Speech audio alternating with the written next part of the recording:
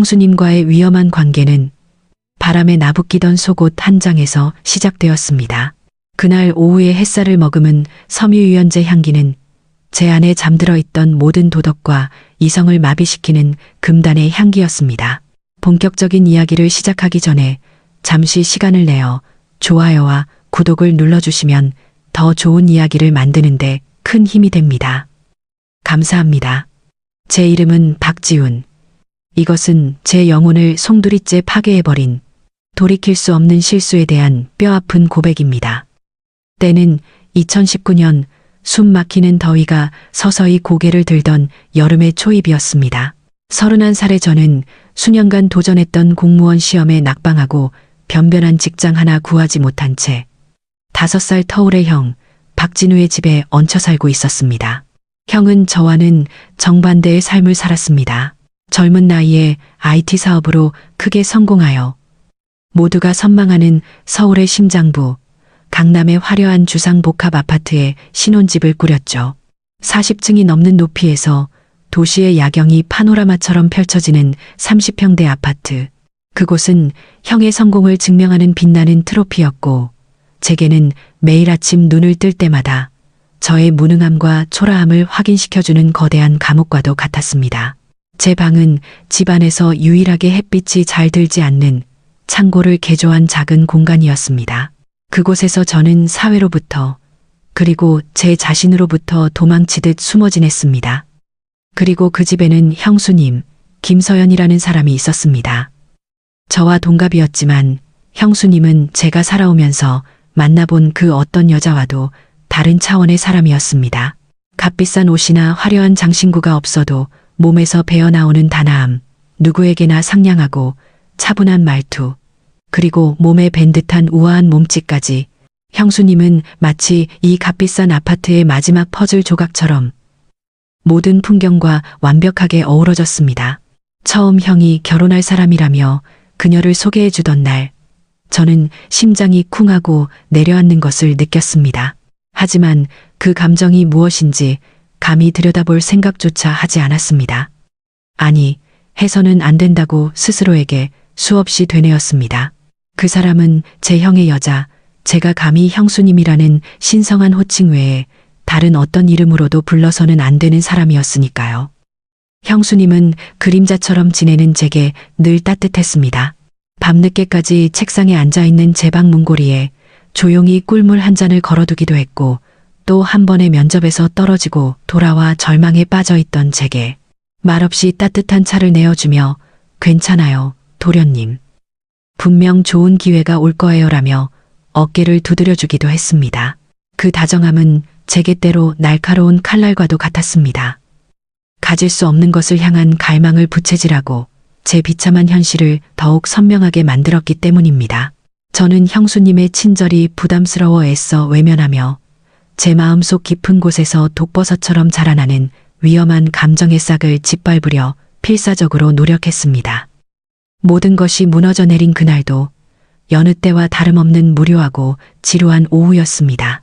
형은 중요한 미팅이 있다며 아침 일찍 나갔고, 저는 텅 빈 거실 소파에 시체처럼 누워 리모컨만 만지작거리고 있었습니다. 창밖은 아직 환했지만 호화로운 집 안은 어딘지 모르게 어둡고 공허했습니다.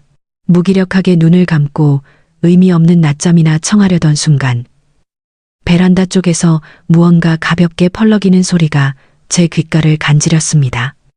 무심코 고개를 돌린 제 시선은 그곳에 그대로 얼어붙었습니다. 다른 세탁물들과 조금 떨어져 빨랫줄 맨 끝에 위태롭게 걸려있는 새하얀 실크 조각. 그것은 형수님의 것이었습니다. 의심의 여지가 없었죠. 얇고 부드러워 속살이 비칠 듯한 재질, 가장자리를 따라 마치 나비의 날개처럼 섬세하게 수놓인 레이스 장식. 서쪽으로 기울기 시작한 오후의 햇살이 그 위로 쏟아져 내리자 얇은 천은 진주처럼 은은하고 고혹적인 빛을 발했습니다. 그것은 더 이상 단순한 속옷 한 장이 아니었습니다. 고층 아파트에 변덕스러운 바람이 불 때마다 마치 살아있는 생물처럼 유혹적으로 몸을 비틀고 부드럽게 너울거리는 그 모습은 제가 감히 상상조차 해본 적 없는 형수님의 가장 사적이고 은밀한 영역을 엿보는 듯한 배덕감을 안겨주었습니다. 저는 마른 침을 삼키며 숨을 죽였습니다. 쿵쿵쿵. 제 심장 소리가 귀에 들릴 정도로 거세게 날뛰기 시작했고 온몸에 피가 얼굴로 쏠리는 뜨거운 감각에 현기증이 날 지경이었습니다. 바로 그 순간 환각처럼 형수님의 향기가 코끝을 덮쳤습니다. 항상 형수님의 머리카락과 옷깃에서 풍겨오던 은은하면서도 달콤한 라일락 향의 섬유유연제 냄새. 그 향기는 마치 금지된 판도라의 상자를 여는 열쇠처럼 제가 수년간 단단히 걸어 잠가두었던 욕망의 빗장을 산산조각 내버렸습니다. 죄책감과 호기심, 이성과 본능, 경외감과 정복욕이 머릿속에서 거대한 소용돌이를 일으키며 저를 집어삼켰습니다. 저는 홀린 사람처럼 자리에서 일어났습니다. 마치 꼭두각시 인형처럼 제 의지와는 아무런 상관없이 발걸음이 베란다를 향해 움직이고 있었습니다. 한 걸음 한 걸음 다가갈수록 심장은 터질 듯이 요동쳤고 숨은 가빠졌습니다. 가까이서 본 그것은 더욱 아찔하고 관능적이었습니다. 금방이라도 바람에 날아가 버릴 듯 위태롭게 펄럭이는 모습에 저도 모르게 손을 뻗어 그 부드러운 감촉을, 그 향기를 직접 확인하고 싶은 참을 수 없는 충동에 사로잡혔습니다. 하지만 저는 가까스로 이성의 마지막 끈을 붙잡고 대신 그 자리에 서서 한참 동안 그것이 바람에 춤추는 모습을 넋놓고 바라보았습니다. 그날 오후 저는 선을 넘었습니다. 물리적인 선이 아닌 제 영혼에 새겨진 결코 돌아올 수 없는 마음의 선을. 그날 이후 제 세상은 이전과 완전히 다른 위험하고도 매혹적인 색으로 물들기 시작했습니다. 저는 더 이상 형수님을 예전처럼 대할 수 없게 되었습니다. 형수님이라는 존재의 모든 것이 제 감각을 면도날처럼 날카롭게 파고들었습니다. 함께 식탁에 앉을 때면 밥을 먹는 둥 마는 둥 하며 젓가락을 쥔 형수님의 하얀 손가락, 음식을 삼킬 때마다 미세하게 움직이는 가느다란 목선, 대화를 할 때마다 살짝 올라가는 입꼬리를 훔쳐보게 되었습니다. 형수님이 무심코 머리를 쓸어 넘길 때마다 풍겨오는 샴푸 향기는 제 심장을 바닥까지 내려앉게 했고, 샤워를 마치고 얇은 잠옷 차림으로 거실을 지날 때면 그 희미한 실루엣에서 차마 눈을 뗄 수가 없었습니다. 저는 이제 형수님의 모든 것을 탐하고 있었습니다. 시각, 후각, 청각까지 제 모든 감각은 오직 형수님을 향해 열려 있었습니다. 밤은 더욱 깊고 어두운 고통의 시간이었습니다.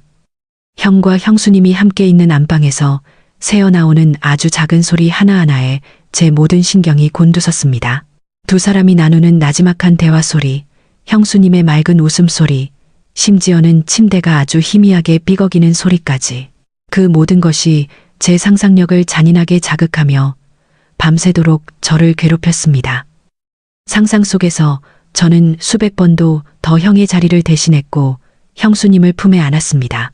그리고 동이 틀 무렵이면 그런 더럽고 추악한 상상을 한 제 자신에 대한 혐오감과 하늘 같은 형에 대한 죄책감에 몸서리쳤습니다.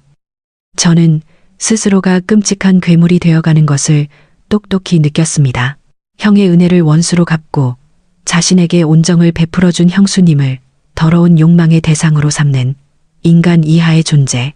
매일 밤 저는 이 지옥 같은 집을 당장 뛰쳐나가야 한다고 다짐했습니다.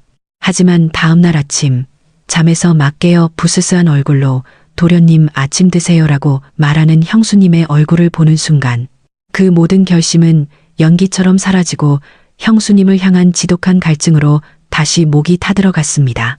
제 이성은 끊임없이 경고등을 켜며 위험 신호를 보냈지만 제 본능은 이미 고삐가 완전히 풀린 망아지처럼 통제불능의 상태로 치닫고 있었습니다. 그리고 운명은 혹은 악마는 결국 제게 유혹의 손길을 내밀었습니다. 그 속옷 사건이 있고 나서 약 일주일이 지났을 무렵이었습니다. 형에게 1박 2일 일정의 부산 출장이 잡혔습니다. 그 말을 듣는 순간 제 심장은 불길한 예감과 은밀한 기대감으로 동시에 철렁거렸습니다. 형이 출장을 떠난 저녁, 마침내 집에는 저와 형수님 단둘만이 남게 되었습니다. 어색하고 무거운 침묵이 저녁 식사 내내 우리 사이를 짓눌렀습니다. 우리는 약속이라도 한 듯 서로의 눈을 피하며 그저 그릇과 수저가 부딪히는 소리만이 정적을 깨뜨렸습니다. 식사를 마치고 형수님은 설거지를 했고 저는 도망치듯 제 방으로 들어왔습니다. 하지만 도저히 잠을 이룰 수가 없었습니다. 벽 하나를 사이에 두고 형수님이 있다는 사실만으로도 온몸의 신경이 바짝 곤두서 숨쉬기조차 힘들었습니다. 시간이 얼마나 흘렀을까? 자정을 훌쩍 넘긴 시간이었습니다. 타는 듯한 갈증에 물이라도 마셔야겠다 싶어 조용히 방문을 열고 밖으로 나갔습니다. 그런데 그때 거실 창을 통해 쏟아져 들어온 희미한 달빛 아래 베란다에 서 있는 형수님의 실루엣을 보았습니다. 어깨가 드러나는 얇은 슬립 가운 하나만 걸친 채 난간에 기대어 멍하니 도시의 야경을 내려다보고 있었습니다. 달빛을 받아 드러난 하얀 어깨선과 가녀린 목덜미가 비현실적으로 아름답게 느껴졌습니다. 저는 또다시 홀린 듯 소리 없는 그림자처럼 베란다로 향했습니다. 안 주무시고 뭐 하세요, 형수님? 제 목소리에 형수님이 화들짝 놀라며 몸을 돌렸습니다. 그 순간 발을 헛디뎠는지 형수님의 몸이 균형을 잃고 휘청거렸습니다. 짧은 비명과 함께 형수님의 몸이 뒤로 넘어오려는 찰나 저는 생각할 겨를도 없이 반사적으로 몸을 날려 형수님의 허리를 강하게 끌어안았습니다. 제 품 안에 폭 안겨온 형수님의 몸은 놀라울 정도로 가늘고 부드러웠습니다. 얇은 가운 너머로 고스란히 전해져 오는 따뜻한 체온과 가쁘게 뛰는 심장 박동. 그리고 코앞에서 아찔하게 진동하는 그 익숙한 라일락 향기. 그 모든 것이 뒤섞여 제 머릿속을 강타했습니다. 그 순간 위태롭게 붙들고 있던 마지막 이성의 댐이 거대한 굉음과 함께 무너져 내렸습니다. 우리는 한참 동안 그 자세 그대로 얼어붙어 있었습니다. 서로의 뜨거운 숨결이 느껴질 만큼 가까운 거리에서 형수님의 놀람과 당혹감이 뒤섞인 젖은 눈동자와 제 주체할 수 없는 욕망으로 이글거리는 눈이 허공에서 마주쳤습니다. 저는 그 눈빛 속에서 거부나 질책이 아닌 저와 같은 혼란과 망설임, 그리고 모든 것을 놓아버린 듯한 아주 희미한 체념의 빛을 읽었습니다. 그것이 제게는 건너오라는, 더 이상 망설이지 말라는 마지막 신호처럼 느껴졌습니다. 저는 천천히, 아주 천천히 고개를 숙였습니다. 그리고 망설이는 형수님의 떨리는 입술에 제 입술을 포겠습니다. 처음에는 놀란 듯 굳어있던 형수님의 몸이 이내 긴장을 풀고 제게 완전히 몸을 기대왔습니다. 그리고는 조심스럽게 제 목을 감싸 안았습니다. 그날 밤 우리는 더 이상 돌아올 수 없는 루비콘 강을 건넜습니다. 베란다의 차가운 밤 공기와 도시의 무심한 불빛 아래서 두 개의 그림자는 위태롭게 하나로 뒤엉켜 금지된 열기에 휩싸였습니다. 이성과 도덕, 죄책감이 무너져 내린 자리에는 오직 서로를 갈망하는 원초적인 본능만이 남아 밤이 새도록 서로를 탐했습니다. 그날 이후 우리 사이에는 누구에게도 말할 수 없는 달콤하고도 위험한 비밀이 생겼습니다. 형이 없는 시간과 공간은 모두 우리의 것이 되었습니다. 형이 출근하고 난 뒤의 아침, 형이 잠든 깊은 밤, 우리는 집안 곳곳에서 서로의 온기를 나누며 위태로운 관계를 이어갔습니다.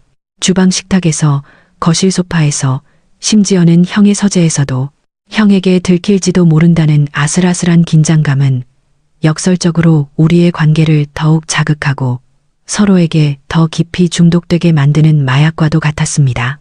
현관 비밀번호를 누르는 소리가 들릴 때마다 심장이 철렁 내려앉으며 황급히 서로에게서 떨어져 아무렇지 않은 척 연기하는 것은 이제 우리만의 스릴 넘치는 게임이 되어버렸습니다.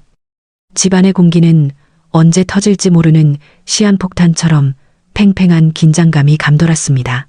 우리는 형 앞에서는 철저히 남보다 못한 사이처럼 행동했지만 형의 시선이 없는 곳에서는 서로를 갈망하는 뜨거운 눈빛을 숨기지 못했습니다. 하지만 완벽하게 숨길 수 없는 것들이 있었습니다. 형수님의 옷에 희미하게 밴 내 스킨향, 샤워를 해도 쉽게 지워지지 않는 내 목덜미의 붉은 흔적 같은 것들. 그때마다 우리는 심장이 멎는 듯한 공포를 느꼈지만 이상하게도 형은 전혀 눈치채지 못하는 듯했습니다. 아니, 어쩌면 모르는 척하는 것일지도 모른다는 불길한 생각이 들기 시작한 것은 바로 그때부터였습니다. 여러분은 지금 이 이야기를 들으며 어떤 생각을 하고 계신가요? 한순간의 욕망이 불러온 이 위험한 관계, 죄책감과 쾌락 사이에서 길을 잃은 이들의 끝은 과연 어디일까요? 여러분의 솔직한 생각을 댓글로 남겨주세요. 저는 지금 여러분의 감정이 몹시 궁금합니다. 형의 행동은 시간이 갈수록 점점 더 노골적으로 이상해졌습니다. 불필요한 야근이 잦아졌고 주말에도 갑작스러운 출장이 잡히는 일이 허다했습니다. 마치 우리에게 일부러 시간을 벌어주려는 사람처럼 굴었죠. 어느 날 저녁 식사 자리에서는 아무렇지 않은 얼굴로 이런 말을 던지기도 했습니다. 지훈아, 너도 이제 나이도 있는데 여자 좀 만나고 그래라. 맨날 집에만 있으니까 답답하지. 형수님이랑 둘이 있기도 어색할 테고. 그 말을 듣는 순간 등골에 식은땀이 폭포수처럼 흘렀습니다. 심장이 발끝까지 떨어지는 기분이었습니다. 마치 우리의 모든 것을 꿰뚫어보고 떠보는 듯한 말투였습니다. 저와 형수님은 서로의 얼굴을 쳐다보지도 못한 채 마른 침을 삼켰습니다. 하지만 형의 표정은 너무나 태연하고 자연스러워서 그저 예민해진 제 기우일 거라고 그렇게 애써 스스로를 위로할 수밖에 없었습니다. 형의 기행은 거기서 그치지 않았습니다. 어느 날 형은 제 방에 들어와서는 최신형 고사양 노트북을 선물이라며 툭 던져주었습니다. 거절하는 제게 형은 억지로 떠안기며 의미를 알 수 없는 미소를 지었습니다. 이걸로 영화도 보고 게임도 하고 방에서 심심하지 않게 잘 써라. 웹캠 성능도 아주 좋다고 하더군. 그저 동생을 위하는 마음이라고 생각하기에는 웹캠을 강조하는 형의 눈빛이 어딘지 모르게 섬뜩했습니다. 결정적인 사건은 형이 느닷없이 가족여행을 제안했을 때였습니다. 우리 이번 주말에 다 같이 강원도로 1박 2일 여행이나 갈까? 경치 좋은 곳에 독채 펜션 하나 알아놨어. 지훈이 너도 당연히 같이 가야지. 모처럼 가족끼리 바람 좀 쐬자. 저와 형수님을 떼어놓아도 모자랄 판에 함께 여행을 가자니. 도저히 그 속내를 이해할 수 없는 제안이었습니다. 이것은 명백한 함정이라는 것을 직감했지만 거절할 명분도 없었습니다. 우리는 불안하고 초조한 마음을 애써 감춘 채 지옥으로 향하는 것만 같은 그 여행길에 동행해야 했습니다. 강원도의 한적한 숲속에 자리한 펜션은 그림처럼 아름다웠습니다. 하지만 눈앞의 아름다운 풍경과 달리 제 마음은 가시밭길을 걷는 듯 고통스러웠습니다. 형의 옆에서 아무렇지 않은 듯 다정하게 웃고 있는 형수님을 보는 것은 그 자체로 고문이었습니다. 그날 밤 바비큐 파티가 끝나고 형은 피곤하다는 핑계를 대며 먼저 잠자리에 들었습니다. 그리고는 방으로 들어가기 직전 저를 돌아보며 기묘하고도 음흉한 미소를 지으며 말했습니다. 오늘 밤 공기 참 좋다. 형수님이랑 둘이서 산책이라도 좀 하고 들어와. 젊은 사람들끼리 할 얘기도 많을 테니. 그 말은 더 이상 무시할 수 없는 명백하고도 잔인한 허락이었습니다. 형은 모든 것을 알고 있었습니다. 그리고 이 모든 상황을 즐기고 있었습니다. 공포와 혼란에 휩싸인 채 저는 형수님과 함께 펜션 밖으로 나왔습니다. 우리는 말없이 한참을 걸었습니다. 차가운 밤 공기가 폐부 깊숙이 스며들었습니다. 형수님, 아무래도 형이 우리 관계를. 제 말이 채 끝나기도 전에 형수님이 제 손을 꽉 잡았습니다. 그리고 저를 이끌고 펜션 뒤편의 인적이 드문 숲길로 들어갔습니다. 그곳에서 우리는 마치 세상의 끝에 내몰린 사람들처럼 서로를 확인했습니다. 두려움과 절박함, 그리고 이 모든 것을 망쳐버리고 싶은 기묘한 해방감이 뒤섞인 채로 어쩌면 이것이 정말 마지막일지도 모른다는 생각에 우리는 그 어느 때보다 격렬하고 처절하게 서로에게 매달렸습니다. 여행에서 돌아온 며칠 뒤 저는 마침내 결심했습니다. 이 미친 짓을 여기서 끝내야 한다고. 형에게 무릎 꿇고 용서를 빌든 이 집에서 쫓겨나든 모든 것을 제자리로 돌려놓아야 했습니다. 저는 비장한 마음으로 형의 서재 문을 열었습니다. 그런데 책상 위에 놓인 형의 노트북 화면이 꺼지지 않은 채 열려 있었습니다. 무언가 복잡한 프로그램이 실행되고 있는 화면. 무심코 화면을 들여다본 저는 그 자리에 그대로 얼어붙고 말았습니다. 화면에는 여러 개의 작은 창으로 분할된 영상들이 실시간으로 재생되고 있었습니다. 거실, 주방, 베란다, 그리고 제가 형에게 선물 받은 노트북 웹캠을 통해 제 방 침대가 정면으로 보이는 낯익은 구도까지. 그 화면들 속에서는 지난 몇 주간 저와 형수님이 은밀한 사랑을 나누는 모습이 소리까지 포함되어 적나라하게 담겨 있었습니다. 머리를 거대한 망치로 얻어맞은 듯한 충격에 숨조차 쉴 수 없었습니다. 온몸의 피가 차갑게 식어버리는 기분이었습니다. 집안 곳곳에 교묘하게 숨겨진 초소형 카메라들과 제 노트북 웹캠이 모두 형의 감시 도구였던 것입니다. 그때 등 뒤에서 지옥의 사자처럼 나지막한 목소리가 들려왔습니다. 내 컬렉션 꽤 볼만하지 않냐? 형이었습니다. 형은 제가 이제껏 단 한 번도 본 적 없는 소름 끼치도록 차가운 미소를 지으며 제 어깨에 손을 얹었습니다. 형, 이게 다 뭐야? 뭐긴 뭐야. 내 사랑하는 아내와 내 하나뿐인 동생이 벌이는 눈물겨운 사랑 이야기지. 처음부터 다 알고 있었어. 네가 그 속옷 쪼가리 하나에 넋이 나가 있던 그 순간부터. 아니, 어쩌면 이 모든 판을 내가 깔아준 건지도 모르겠네. 형의 입에서 나온 말은 충격, 그 자체였습니다. 분노보다 더 큰 공포와 혐오감이 저를 집어삼켰습니다. 도대체 왜 이런 짓을? 재밌잖아. 이것보다 더 흥분되고 짜릿한 구경거리가 세상에 또 있을까? 내 집에서, 내 침대에서 내 아내와 내 동생이 서로를 탐하는 모습을 지켜보는 거 아주 스릴 넘치더라고. 형의 눈은 비정상적인 광기로 번들거리고 있었습니다.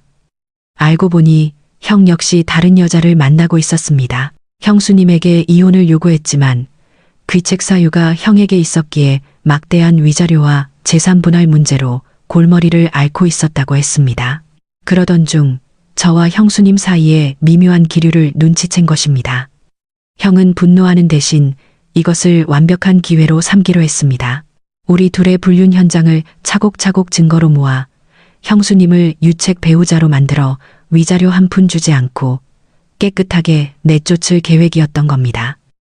넌 그냥 내 계획에 아주 유용하고 쓸모있는 도구였을 뿐이야. 불쌍한 내 동생 지훈아. 저는 그 자리에 주저앉아 아무 말도 할 수 없었습니다. 저는 사랑이라고 믿었던 감정에 배신당했고 세상에서 유일한 피부티인 형에게 철저히 이용당했습니다. 제가 저지른 죄의 무게와 형의 잔인함이 제 목을 옥죄어 질식할 것만 같았습니다. 모든 진실을 알게 된 형수님은 저보다 더 큰 충격에 빠진 듯 보였습니다. 며칠 동안 방에서 나오지 않고 식사도 거부했습니다. 하지만 형수님은 저처럼 무너지지 않았습니다. 며칠 뒤 초췌하지만 그 어느 때보다 단단한 얼굴로 방에서 나온 형수님은 거실에 저와 형을 불러 모았습니다. 그리고 상상조차 못한 폭탄을 터뜨렸습니다. 저 임신했어요. 순간 거실에는 무거운 침묵이 흘렀습니다. 형의 광기 어린 미소가 처음으로 당황한 기색으로 굳어졌고 저는 머릿속이 새하얗게 비어버렸습니다. 누구의 아이인지 알 수 없었습니다. 형의 아이일 수도 제 아이일 수도 있었습니다. 이 끔찍한 막장 드라마에 가장 순수하고 연약한 생명이 얽혀버린 것입니다. 상황이 걷잡을 수 없이 복잡해지자 가장 먼저 평정심을 되찾고 오히려 이 상황을 즐기기 시작한 것은 형이었습니다. 이야, 이거 점점 더 흥미진진해지는데. 아주 막장 드라마의 클라이맥스로군. 그 아이, 과연 누구 아들일까? 태어나면 친자 확인 소송부터 해야겠네. 아주 볼만하겠어. 형은 이 모든 비극을 마치 강 건너 불구경하듯 한 편의 영화를 감상하듯 즐기고 있었습니다. 그 모습에 저는 참을 수 없는 역겨움을 느꼈습니다. 바로 그때 형수님이 얼음처럼 차갑고 단호한 목소리로 그 모든 광경을 끊어냈습니다. 필요 없어요. 이 아이 박진우 씨 아이도 아니고 박지훈 씨 아이도 아니에요. 그냥 내 아이예요. 형수님은 그 자리에서 조금의 망설임도 없이 이혼 서류에 도장을 찍었습니다. 그리고 저를 향해 증오도 원망도 아닌 깊은 연민이 담긴 눈으로 말했습니다. 지훈 씨한테도 아무것도 바라지 않아요. 이건 한순간의 감정에 휩쓸린 내 잘못이고 내가 온전히 책임져야 할 내 인생이에요. 그러니 두 사람 모두 제 인생에서 영원히 사라져 주세요. 그 말을 끝으로 형수님은 작은 캐리어 하나만을 든 채 그 지옥 같은 집을 떠났습니다. 제가 무슨 말을 하려 해도 붙잡으려 해도 듣지 않았습니다. 형수님의 마지막 모습은 상처받은 피해자가 아니라 자신의 운명을 스스로 개척하려는 강인한 한 인간의 모습이었습니다. 그렇게 모든 것이 끝났습니다. 형은 원하던 대로 위자료 한 푼 주지 않고 이혼에 성공했고 저는 용서받지 못할 죄인으로 그 집에 남아 폐인처럼 살았습니다. 형과의 관계는 당연히 회복될 수 없었고 얼마 지나지 않아 저 역시 도망치듯 그 집을 나왔습니다.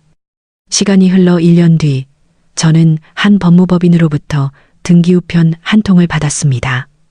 그 안에는 형수님이 보낸 친자 확인 검사 결과서가 들어 있었습니다. 아이는 제 아이였습니다. 그 사실을 확인한 순간 저는 미친 사람처럼 울부짖으며 형수님을 찾아 헤맸습니다. 수소문 끝에 형수님이 서울에서 멀리 떨어진 작은 도시에서 아이와 단둘이 살고 있다는 것을 알게 되었습니다. 저는 한달음에 그곳으로 달려갔습니다. 멀리 공원 벤치에 앉아 있는 형수님과 그 옆에서 아장아장 걷고 있는 아이의 모습을 발견했습니다. 형수님은 예전보다 수척해 보였지만 아이를 바라보는 얼굴에는 제가 한 번도 본 적 없는 평온하고 행복한 미소가 걸려 있었습니다. 그리고 그 아이는 저를 꼭 닮아 있었습니다. 저는 다가가려 했지만 발이 땅에 붙어 떨어지지 않았습니다. 그때 저를 발견한 형수님의 얼굴에서 미소가 사라졌습니다. 잠시 멈칫하던 형수님은 이내 저를 벌레 보듯 차갑게 외면하고는 아이의 손을 잡고 서둘러 자리를 떠났습니다. 그 눈빛은 수만 마디의 말보다 더 많은 것을 담고 있었습니다. 다시는 우리 앞에 나타나지 말라는 무언에 그리고 가장 강력한 경고였습니다. 저는 그 자리에 못 박힌 듯 서서 멀어져가는 두 사람의 뒷모습을 하염없이 바라보았습니다. 제게는 아들의 이름을 부를 자격도 아버지라고 말할 자격도 없었습니다. 한순간에 금지된 욕망은 제게서 사랑했던 사람, 유일했던 가족, 그리고 세상에서 가장 소중한 제 아이까지 인생의 모든 것을 앗아갔습니다. 이제 저는 아주 가끔 그림자처럼 그 도시를 찾아가 멀리서 제 아이가 자라는 모습을 몰래 훔쳐볼 뿐입니다. 아이의 맑은 웃음소리가 바람결에 들려올 때마다 심장이 수천 개의 칼날로 베이는 듯한 고통과 함께 영원히 씻을 수 없는 후회가 제 영혼을 갉아먹습니다.